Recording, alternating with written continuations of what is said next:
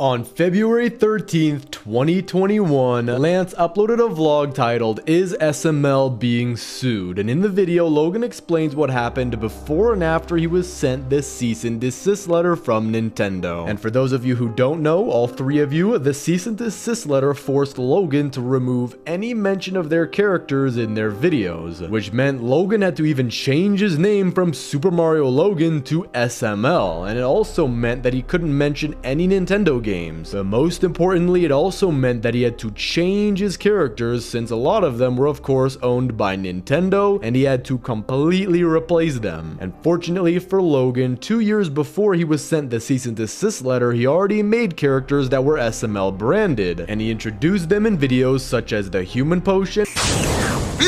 What? Guys, did it work? Yeah? Dude, you look so cool! And Jeffy's new dad. No! Hey, Daddy. Jeffy, I am your father.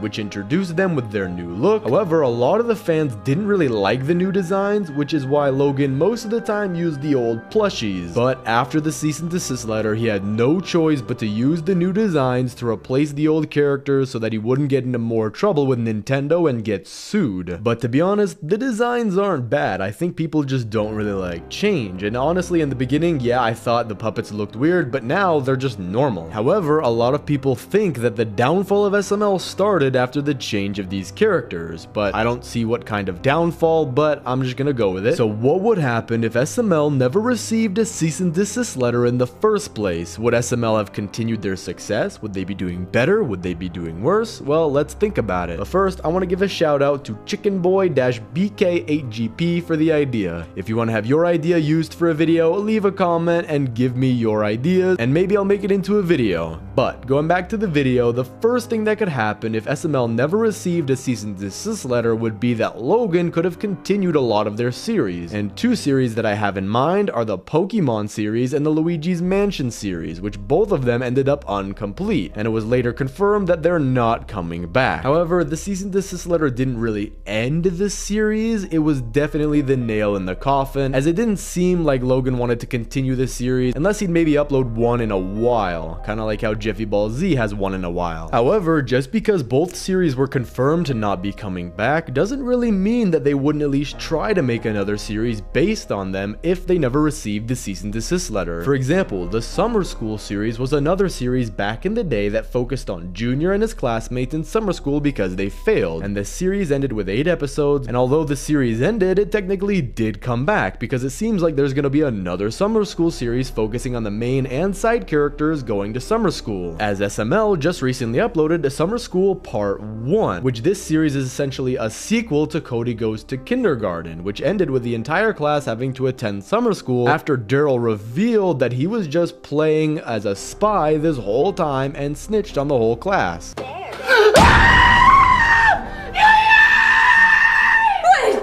can talk? You lied! You lied to me! Of course he can talk! I planted him in this class to tell me everything!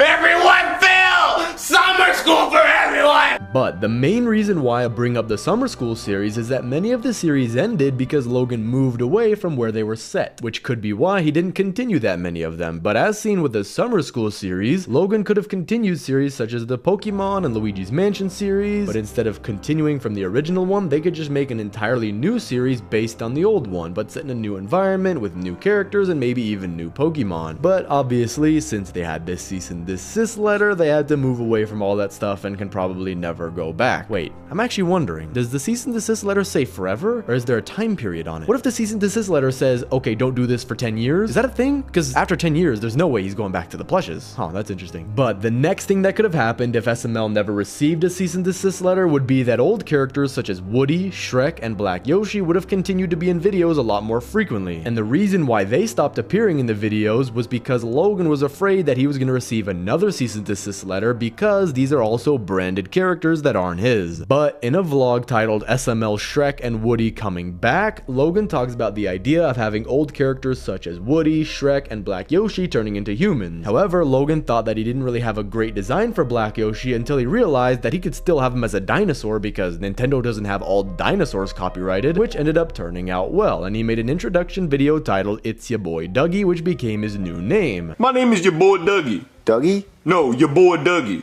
I have to say the your boy part every time? Yeah, or else I ain't gonna know who you talking to. And he still had the idea to make Shrek and Woody into human characters, but for whatever reason, it seemed like he abandoned the idea, as Shrek started making cameos where both Shrek and Woody appeared in their original designs in SML movie Shrek's Endless Cheesecake.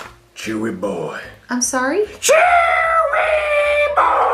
But if SML never received the cease and desist letter, then it's possible that we could have seen these characters so much more often in videos, because they were appearing a lot more often, but then the cease and desist letter scared Logan into not using them, which is smart. You shouldn't do that, because obviously if SML gets sued on every angle from every company, then the channel could even get deleted. But the next thing that would have happened if SML never received the cease and desist letter would be that some of the fans wouldn't have left. I know a lot of the OG fans still support SML even after everything that happened to the channel.